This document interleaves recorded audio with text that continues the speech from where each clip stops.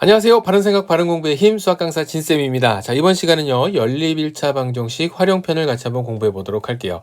자, 지난 시간까지는 연립 1차 방정식을 풀이할 수 있는 방법들, 가감법, 대입법, 그 다음에 특수한 해를 갖는 경우, 또 좀 복잡한 경우에 연립 1차 방정식은 어떻게 계산해 나가는지에 대한 내용들 정리해 보았습니다. 오늘 이 활용편은 많은 학생들이 부담스러워하는 내용이에요. 자, 그 이유 중에 하나는 문제를 보고, 한글로 되어 있는 문제를 보고 읽고 이것을 식으로 만드는 게 여러분들이 좀 어렵죠. 그래서 오늘 그런 문제들 어떻게 해결해 나갈 수 있을지 차근차근 설명해 보도록 할 테니까 끝까지 잘 수강해 주기 바라겠습니다. 자, 그럼 오늘 출발해 보도록 할게요. 자, 연립 1차 방정식의 활용편 들어왔습니다. 이 활용이라고 하면 항상 그래요. 여러분들이 중학교 1학년 때에도 기억을 할지 모르겠지만 부등식 때에도 그랬고요. 이 문제를 풀려면 뭔가 내가 이제 연립 방정식이나 아니면 각 단원의 그 활용편 그 전에 배웠었던 문제풀이 방식에 대한 거는 어떻게 어느 정도 알고 있는데 활용편을 통해서 문제를 풀려고 하면 이상하게 뭘 어떻게 해야 될지 모르겠다라고 걱정하는 친구들 많이 있습니다. 그래서 이제 이 활용편을 계산하는 순서를 보게 되면 풀어가는 순서를 보면 첫 번째 미지수를 알맞게 놓는다. 그래서 미지수 정하기예요. 요거는 1차 방정식 활용이나 부등식 활용이나 함수의 활용이나 이런 것들 활용 뭐뭐의 활용 보면은 항상 이 순서가 나오죠. 그 다음에 식을 세워요. 그리고 나서 하는 게 뭐냐면 세 번째로는 그 식을 풀겠죠.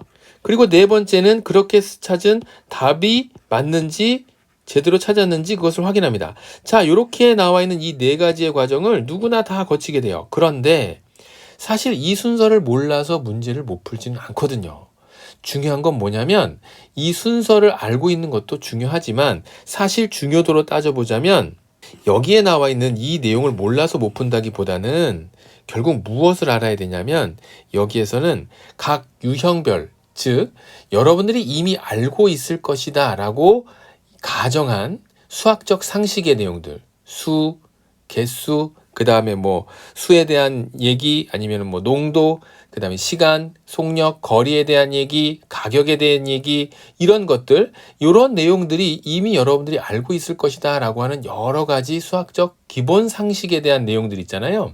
그런 것들이 문제화 되었을 때 그걸 이용해서 식을 만들려면 농도에 대한 공식이나 속력, 시간, 거리에 대한 공식이나 이런 것들은 이미 알고 있는 상태에서 출발한다 라고 하는 것이 전제이기 때문에 여기에 나와 있는 다양한 유형들은 조금 많이 접해보면서 여러분들이 식을 세워보는데, 옳게 식을 세우는데 집중하고 공부를 해주면 되겠어요. 처음에는 이 생각하는 그 습관이 잘 안 들어져 있어서 조금 힘들 수는 있어요. 그런데 이런 습관을 키워간다. 그래서 결국에는 여러분들이 나아가서 좀 난이도 있는 공부, 깊이 있는 공부를 해 나갈 때, 또 문제 상황을 만났을 때 배웠었던 개념을 여러분들의 바른 생각을 통해서 해결해 나갈 수 있는 그런 처음의 기틀을 마련한다 라고 생각을 하고 공부를 해주면 되겠습니다. 자, 그럼 오늘 그 첫 번째 개념 바로 수, 가격, 개수에 대한 문제 유형으로 출발해 보도록 할게요.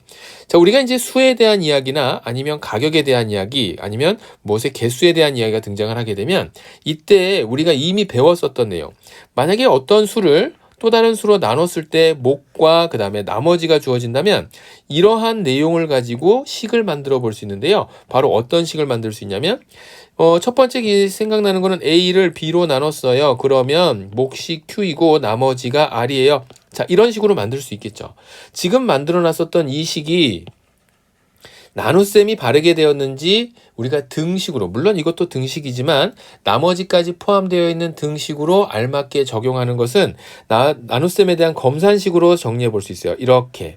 기억나나요? 이건 초등학교 때 우리 처음 나눗셈 배우면서 했었는데 나눠지는 수는 나누는 수에다가 몫을 곱하고 몫이랬지. 몫이라 그랬으니까 R이 아니죠. 몫이니까 Q가 될 것이고 거기에다가 나머지 R을 더해서 다음과 같이 이렇게 만든다. 그런데 이제 이때 주의해야 될 나머지 R은 항상 0보다는 크거나 같고 나누어 떨어지면 0이 될 것이고 0보다 큰 나머지가 나올 것이고 그리고 또 이제 이야기해보자면 음수의 나머지가 나오는 경우 있는데 아직 여러분들이 지금 배우는 내용에서는 이게 조금 이제 어렵게 이해될 수 있으니까 다음 내용으로 일단 기준을 정리하고 갈게요. B보다, 즉 나누는 수보다는 작게 나머지가 나오겠죠. 그렇잖아. 7을 2로 나눴는데 막 나머지가 3이에요. 이렇게 할 수는 없잖아. 그죠? 몫을 적게 잡으면서. 그래서 다음과 같은 요런 조건을 만족시키는 식으로 만들어 볼 수도 있고, 또 특히나 이제 자릿수에 관련된 내용들 자주 등장을 하는데요. 자릿수 보게 되면 10의 자리 숫자가 x, 그 다음에 1의 자리 숫자가 y다 라고 했을 때는 이 수의 전체 크기를 표현할 때는 10의 자리에 있는 x는 물론 1에서부터 9까지 있는 자연수가 등장을 하겠지만, 그 숫자 자체는 수의 표현은 1로 표현하거나 2로 표현하거나 이렇게 한 자릿수로 표현하지만 자릿수 때문에 그 수의 크기는 10의 자리에 있는 수로서 10x가 된다. 예를 들어서 10의 자리의 숫자가 3이라고 한다면 그 10의 자리의 숫자의 실제 크기는 30이잖아요. 그래서 10 곱하기 3 이렇게 해서 30으로 표현될 수 있게끔 자릿수가 우리가 어떤 미지수로 표현해서 나타내 줄 경우에는 x, 10, y, 이건 x 곱하기 i가 아니라 예를 들어 뭐 12다, 34다 뭐 이런 수를 얘기할 때 요 수를 나타낼 때 10의 자리 숫자를 x라고 하고 1의 자리 숫자를 y라고 한다면, 그렇게 표현했다면 이 수의 실제 크기는 다음과 같이 10의 자리 숫자의 x 그 다음에 1의 자리 숫자의 y에서 10x 플러스 y로 표현한다 그 얘기죠. 자, 그 다음에 10의 자리 숫자와 1의 자리 숫자를 이런 거를 바꾼다고 한다면 x, 10, y라고 되어 있었던 어떤 두 자리 자연수를 1의 자리 숫자와 10의 자리 숫자를 바꾸게 되면 그때는 10yx, 자 이렇게 표현하는 건 앞서서 이 내용 알고 있다면 충분히 적용할 수 있겠죠. 또 뭐 너무 쉬운 얘기인데 한 개에 100원짜리 연필을 10자루 샀다. 그러면 우리 계산할 때 어떻게 하나요? 100 곱하기 10, 그죠? 100 곱하기 10. 한 개에 100원 하는 거 10자루 샀으니까, A1짜리 물건 X개의 가격, 그랬으면 AX1 되는 거, 이제, 요 정도는 이제 상식의 내용으로 여러분들이 충분히 쉽게 이해할 수 있어요. 자, 그럼 이런 내용으로 문제가 나온다면 연립일차 방정식은 어떻게 나오는지 식을 바르게 한번 세워보도록 하자고요. 자, 확인 1번 문제 가보죠. 어떤 두 자리 자연수의 각 자릿수의 합은 7이고 이 수의 10의 자릿수와 1의 자릿수를 바꾼 수는 처음의 수보다 27만큼 크다고 한다. 이때 처음 두 자리 자연수를 구하여라 라고 했어요. 자, 지금 여러분들에게 항상 이야기하는 바죠. 문제를 풀 때는 내가 구해야 할 게 무엇이냐, 무엇을 찾아야 되는지 그것부터 살펴봅니다. 처음 두 자리 자연수를 찾아야 돼요. 그래서 문제의 조건을 봤더니 첫 번째, 어떤 두 자리 자연수가 있는데 그 자연수의 자릿수의 합은 7이다. 이게 도대체 무슨 말이에요, 선생님? 하고 묻는 친구들이 혹시 있다고 한다면 x, 10, y, 우리가 앞서서 잠깐 얘기했잖아요. 10의 자리 숫자가 x라고 하고 1의 자리 숫자가 y라고 한다면 10의 자리는 1에서부터 9까지, 1의 자리는 0에서부터 9까지 어떤 수가 올 거예요. 그래서 x, 10, y, 10의 자리 숫자라고 하고요. 1의 자리 숫자라고 이렇게 정해볼게요. 그러면 이 수의 실제 크기는 얼마가 되고요? 네, 10x 플러스 y가 되겠죠? 이게 실제 크기입니다. x자리, 그러니까 10의 자리에 있었던 x는 그 한 자리 자연수가 아니라 실제 크기는 자릿수 때문에 10만큼 곱해진 수가 된다라고 얘기했어요. 그러면 첫 번째 식으로 각 자리 숫자의 합 x와 y를 더했더니 그 자릿수의 합은 7이 된다. 자, 이렇게 해서 첫 번째 식 만들었죠. 두 번째 식을 보게 되면 10의 자리 숫자와 1의 자리 숫자를 바꾼 수는 처음 수보다 27만큼 크다고 한다라고 했어요. 자, 그럼 이 얘기는 무슨 얘기냐면 x10 y였던 것을 바꾼 거죠. y10 x로. 10의 자리에 y가 왔고요. 1의 자리를 x로 바꿨어요. 그러면 이때 실제 크기는 얼마가 되냐면 10y 플러스 x가 되는 거죠. 그래서 그렇게 바꾼 수의 실제 크기인 10y 플러스 x는 원래 숫자의 크기인 10x 플러스 y보다 얼마만큼? 27만큼 크다라고 했으니까, 작다라고 하면 원래 수에서 빼주면 되고 크다라고 했으니까 더해주면 그 둘은 어떻게 된다고요? 같아진다라는 거죠. 그래서 두 번째 식을 정리하게 되면 좌변에 있는 식 모두 우변으로 이항시키고 상수 좌변으로 이항시키면서 그 위치만 바꿔서 작성을 할게요. 그러면 9x 마이너스 9y는 마이너스 27 되죠. 양변을 이제 9로 나눠줄게요. 양변을 9로 나누게 되면 x 마이너스 y는 얼마? 마이너스 3 이렇게 되겠네요. 자, 이렇게 해서 두 개의 식이 만들어졌고 이제 연립일차 방정식이 정리가 된 거죠. 이제 이걸 풀어내면 돼요. 이제서부터는 가감법이나 대입법, 여러분들이 연립방식 풀 때 사용한 방법을 그대로 적용하면 되겠습니다. 자, 이것을 풀어내게 되면 2x 변변 더해서 2x는 4가 될 거고 x는 2가 되겠죠. 자, 이렇게 되고 x가 2가 되고 나면 둘 중에 간단한 식에다 x2 대입하게 되면 y는 얼마? 네, 5 이렇게 만들어지죠. 그래서 문제의 정답은 얼마로 만들어나요? 처음 두 자리 자연수를 구하라 라고 했으니까 25 이렇게 해서 문제의 정답 확인할 수 있겠네요. 자, 간단한 이제 가감법이나 대입법을 이용하는 건 여러분들에게 순서를 돌리도록 할게요. 일단 식을 바르게 만들 수 있는 부분에 초점을 맞춰서 본 수업을 진행을 하도록 하겠습니다. 자, 다음은 예제 문제 같이 한번 살펴보죠.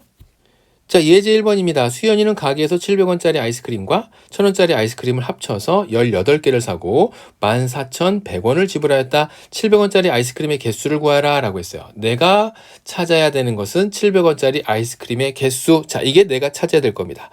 별것 아닌 것 같고 다 알 것 같지만 여러분들의 습관이 중요한 거니까 내가 문제를 딱 읽으면 내가 찾아야 되는 것은 이것이다 라고 하는 것부터 내가 찾아야 되는 것부터 먼저 확인하도록 하세요. 자, 그런 다음에 700원 조건을 봅니다. 700원짜리 아이스크림을 내가 찾아야 되니까 이것의 개수를 x라고 만들었어요. 그럼 이것의 개수를 x개. 그 다음에 이제 1000원짜리 아이스크림을 합하여 1000원짜리 아이스크림의 개수를 y개 이렇게 하죠. 그래서 그것을 합쳐서 얼마? 18개를 사고 첫 번째 식이 만들어지겠네요. x와 y, 700원짜리와 1000원짜리를 더했더니 18개 이렇게 만들었어요. 그리고 나서 지불한 금액이 14,100원을 지불하였다 라고 했으니까 전체 그 금액은 700원짜리 아이스크림의 가격은 700원짜리 x개 샀으니까 700x 그 다음에 플러스 1000원짜리 아이스크림 y개를 샀으니까 1000y. 그 둘을 합쳐서 14,100원이 됩니다. 이렇게 된 거죠. 자, 지금 두 번째 식이 너무 복잡하게 만들어져 있으니까 양변을 100으로 나눠주면서 다음과 같이 이렇게 식을 정리할 수 있겠네요. 두 번째 식은 7x 플러스 10y는 141. 자, 이렇게 해서 두 번째 식 만들었어요. 첫 번째 식과 두 번째 식이 완성이 됐습니다. 이제 연립하면 되겠죠. 여기에서 대입법이나 가감법 여러분들이 잘할 수 있는 방법을 선택해서 하도록 하고 문제가 만들어진 식의 형태에 따라서 유리한 방법을 선택하는 것도 경험을 통해서 그 습관을 길러놓도록 하세요. 자, 가감법 다시 한번 사용해보면 전 1번식에다가 선생님은 얼마 곱할까요? 7을 곱할게요. 그래서 7x 플러스 7y는 10을 곱해도 되겠지만 7, 8에 56, 그 다음에 5 받아 올려지고 7, 1은 7, 126 이렇게 되나요? 자, 위에서 아래식을 빼보겠습니다. 그러면 7x는 지워질 거고 3y가 되겠죠. 141에서 126 빼게 되면 5가 될 것이고 15 이렇게 되는 거 알 수 있겠습니다. 그래서 y는 얼마가 되냐면 y는 5가 될 거고요. x가 얼마가 됩니까? x는 바로 13 되는 거 알 수 있겠죠? 이렇게 13. 문제에서 찾으라고 하는 건 얼마예요? 바로 x. 700원짜리 아이스크림의 개수를 찾아라 라고 했으니까 문제의 정답은 얼마? 바로 13개입니다. 이렇게 해서 문제 정답 13개로 찾아볼 수 있겠네요. 자, 그러면 또 다음 유형 같이 한번 살펴보도록 하죠. 자, 두 번째 개념 여기에서는 활용해서 이제 두 번째 유형을 같이 한번 살펴보도록 할게요. 증가나 감소, 그 다음에 1에 대한 문제예요. 1에 대한 문제. 증가, 늘어났다, 감소, 줄어들었다. 그런데 어떤 백분율을 적용시켜서 몇 %만큼 늘어났다 또는 몇 %만큼 감소했다. 항상 이 증가와 감소에는 그 증가를 시키는 데에 대한 기준과 감소가 되는 기준이 존재를 하게 됩니다. 그래서 여기에서는 좀 이제 어렵게 백분율까지 등장을 하니까 여러분들이 이제 일상생활에서 좀 볼 수 있는 쉬운 예를 들어서 한번 설명을 해보도록 하죠. 자, 10,000원짜리 티셔츠가 있었어요. 인터넷 사이트를 돌아다니다가 내가 마음에 쏙 드는 티셔츠가 10,000원짜리예요. 그래서 내일 사야지 라고 봤더니 이게 너무 잘 팔려서 사이트 주인이 30% 그 가격을 인상하였습니다. 올렸다고 합니다. 그렇다고 한다면 내가 사야 될 금액, 여기 판매 금액이 얼마가 됐다는 얘기일까요? 아마 이미 뭐 자연스럽게 13,000원 이렇게 찾는 친구들도 있을 것이고요. 간단하게 이렇게 생각해 볼 수 있겠죠. 10,000원에 대해서 30%가 올랐어요 라고 한다면 이 계산은 10,000원 이 가격은 원래대로 있고요. 거기에다가 더해서 10,000원에 대한 30%만큼의 가격이니까 바로 곱하기 100분의 30 이렇게 해서 그만큼이 더해집니다. 이런 내용으로 정리해 볼 수 있어요. 반면에 장사가 너무 안 돼서 다음날 내가 이거 꼭 사야지 라고 봤더니 장사가 안 돼서 깎아준대요. 웬일이니? 횡재했네? 30%만큼 깎아준다 라고 한다면 이때는 어떻게 계산할 수 있을까요? 원래 있었던 10,000원에서 빼주는데 그 10,000원에 대한 30%만큼 곱하기 100분의 30. 자, 이렇게 해서 내가 3,000원을 만원에서 빼니까 7,000원에 살 수 있어요. 이렇게 계산할 수 있습니다. 여기서 잠깐 요 상황에서 우리 친구들이 다르게 생각하는 친구들이 한 명 있는데 어떤 상황이냐면 어차피 전체 100에 대한 30%가 깎여 나갔다고 한다면 여기에서 바로 100에 대해서 30%만큼 빼주면 70이 되잖아요. 그러니까 아예 이 계산을 복잡하게 만원에서 만 곱하기 100분의 30 한 것을 빼면서 계산할 게 아니라 결국 내가 지불해야 될 금액은 만원에 대한 그 비율만 100분의 70만 지불하면 되겠구나. 이렇게 해서 7,000원으로 찾는 경우도 있습니다. 이 중간 과정이 암산을 통해서 이렇게 정리된 것이니까 그 과정이나 이 과정이나 크게 다를 바가 없다라는 정도로 여러분들 이해해 주면 되겠습니다. 자, 그렇게 해서 우리가 지금 증가 감소에 대한 얘기 같이 한번 살펴봤고요. 지금 요거는 X에 대해서 분배시켰었던 것을 다시 한번 정리해서 살펴보게 되면 쉽게 내용을 이해할 수 있겠죠? 자, 이렇게 해서 증가 감소에 대한 내용 이야기하도록 하고요. 그 다음에 나오는 거 우리 친구들도 자주 헷갈리는 게 바로 1에 대한 문제입니다. 1에 대한 문제는 첫 번째 전체 일의 양을 1로 놓고요. 그 다음에 한 사람이 단위 시간 동안에 할 수 있는 일의 양, 마치 속력 시간 거리에서처럼 일의 양을 거리로 생각하고요. 그 다음에 이 사람이 일을 하는 속도를 속력이라고 생각을 하고, 그래서 한 사람이 단위 시간 동안에 할 수 있는 일의 양을 우리가 미지수로 놓은 다음에 그 다음에 연립방정식 세워주면 되겠습니다. 사실 이것도 여러분들이 경험을 조금 해보면서 식을 만들어 보고 틀려도 보고 맞아도 보고 그러면서 내가 실수하는 부분이 어디인지를 찾아가면서 하는 것이 선생님 설명을 아무리 그냥 대충 기계적으로 듣는 것보다는 훨씬 더 유리하다는 거. 기억해야 될 것은 전체 일의 양을 1로 놓고 한 사람이 예를 들어서 저 사람이 3일 만에 일을 한다. 그러면 하루 동안에 할 수 있는 또는 3시간 동안에 일을 한다. 일을 해서 다 맞출 수 있다. 라고 한다면 단위 시간이라고 한다면 여기 문제상에서 일이면 일, 날짜면 날짜, 아니면 시간이면 시간. 그래서 1시간, 하루 이렇게 단위 시간 동안에 할 수 있는 일의 양을 표현하는 거죠. 전체 일의 양이 1이기 때문에 그것을 하루에 할 수 있는 일이 걸린 날짜 수.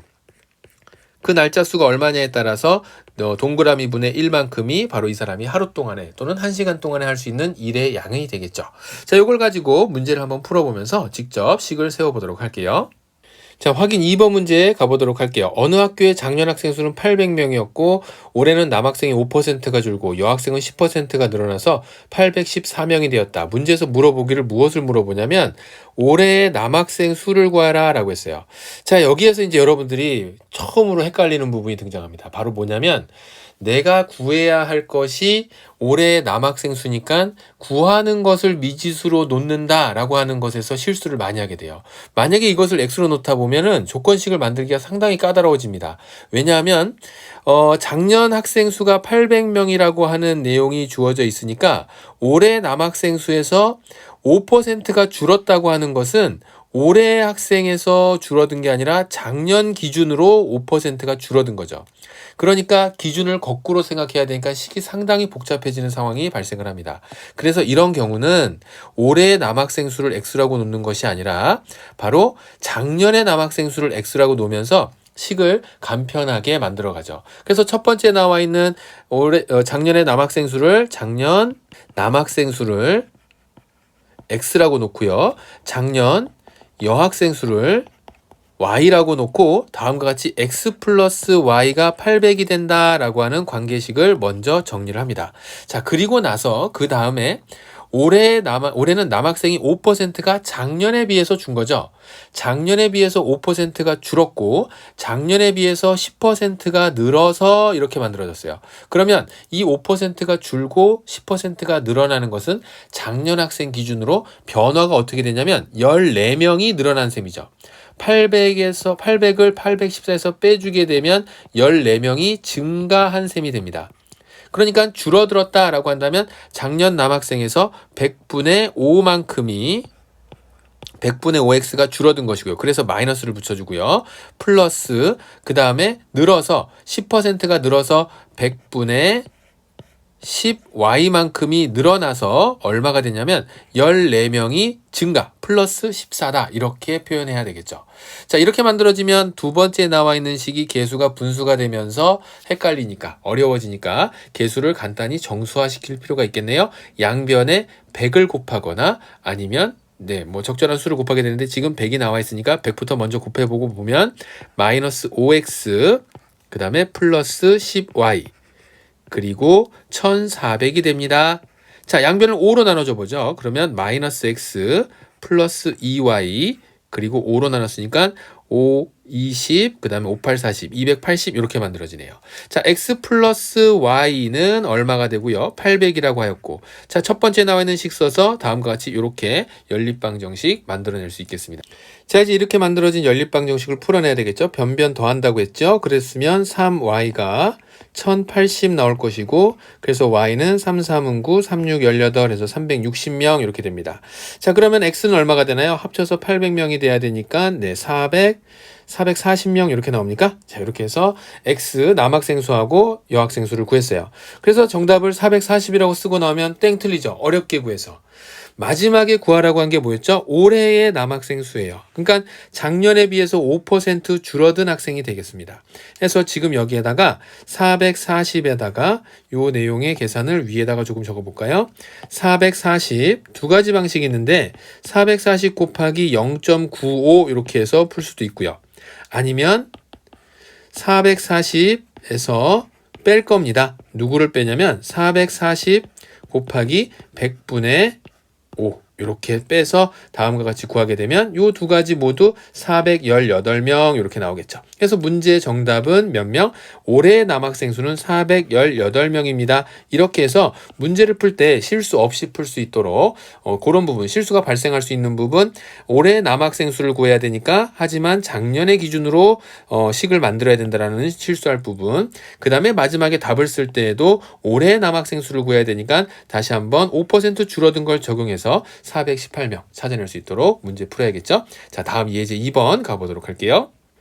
자, 이제 예제 2번 같이 한번 살펴보죠. A, B 두 사람이 일을 하는데 A가 12일, B가 10일 동안 일을 해서 완성할 수 있는 일을 A가 6일, B가 15일 동안 일을 해서 완성하였다. 이 일을 B가 혼자 한다면 며칠이 걸리는지 구하라. 자, 지금 여기에서는 어떻게 문제가 나왔나요? 마지막에 찾아야 되는 게 B가 혼자서 일을 한다면 며칠이 걸릴까? 결국 B가 하루 동안에 할 수 있는 일의 양이 얼마인지 안다면 며칠이 걸리는지 알 수 있겠죠. 그리고 이러한 유형의 문제, 전체 일을 한다거나 청소를 한다거나 아니면 물통에 크기가 정해져 있지 않은 물통에 가득 채우는데 서로 다른 두 개의 수도꼭지를 이용한다거나 등의 문제에 관련해서는 A나 B가 하루 동안에 할 수 있는 단위 시간 동안에 할 수 있는 일의 양을 생각해보고 문제에 접근하라 라고 이제 앞서서 얘기를 했습니다. 자, 그러면 지금 나와 있는 경우 A가 전체 일의 양부터 정할까요? 전체 일의 양을 1이라고 가정을 한다라고 했죠. 자, 그래서 A가 하루 동안에 할 수 있는 일의 양, 하루 동안 할 수 있는 일의 양을 X라고 놓고요. B가 하루 동안에 할 수 있는 일의 양을 Y라고 놓는다면 여기에 나와 있는 첫 번째 조건에 의해서 A가 12일 동안 했고요. 12X. 그 다음에 B가 마저 10일 동안 해서 10Y 해서 전체 일의 양 1을 완성했다라는 거예요. 자, 그 다음에 이제 두 번째 식은 또 다른 조건으로 A가 6일 동안 했고요. 6X. B가 15일 동안 했어요. 15Y. 그래서 또 전체 일의 양 1을 완성했습니다. 그런데 만약에 B 혼자서 일을 한다고 한다면 하루에 할 수 있는 일의 양이 얼마만큼인지 알면 그 혼자서 일을 할 때 걸리는 일수를 금방 계산할 수 있겠죠. 그래서 지금처럼 계산되어 있는 식을 내가 Y를 구하는 게 목적이니까 여기 첫 번째 식과 두 번째 식에다가 각각 3과 2를 곱해서 여기 있는 3과 2를 곱하는 것보다는 Y를 구하는 게 목적이니까 X를 소거시키는 게 낫겠네요. 그래서 두 번째 식에다가 2를 곱해서 12X 플러스 30Y는 2를 곱했으니까 2, 그 다음에 1번식 12X 플러스 10Y 그것이 1. 자, 이렇게 계산해낼 수 있겠네요. 이것을 변변 빼줬더니 어떤 일이 벌어지냐면 12X는 지워질 거고 마이너스 7Y가 마이너스 1. 자, 이렇게 나옵니다. 그랬더니 Y가 얼마가 나오냐면 Y는 7분의 1 이렇게 나오죠. 결국 내가 찾은 7분의 1이라고 하는 게 날짜가 7분의 1인가 이렇게 착각하는 친구들, B가 혼자서 할 수 있는 일의 양을 Y라 그랬어요. 하루 동안 할 수 있는 일의 양. 그래서 하루 동안에 7분의 1만큼 한다면 전체 일의 양 1을 7분의 1씩 하루마다 이렇게 한다면 몇 번 만에 다 일을 마칠 수 있을까? 계산해 보면 바로 7. 해서 문제의 정답은 며칠? 7일이 되겠습니다. 해서 B가 혼자 한다면 며칠이 걸리나? 7일이 걸립니다. 이렇게 마무리 줄 수 있겠죠? 이어서 연결되는 다음 개념 및 유형들은요, 다음 시간에 또 정리해 보도록 하죠. 해서 다시 한번 강조하지만 다양하게 알고 있는 기본적인 수학적 상식이라고 하는 내용들은 여러분들이 혹시 모르거나 헷갈리는 것들은 반드시 알고 넘어갈 수 있도록 다양한 문제를 접해보면서 실력을 향상시켜 가기 바라겠습니다. 자, 그럼 다음 시간도 건강하게 만나요.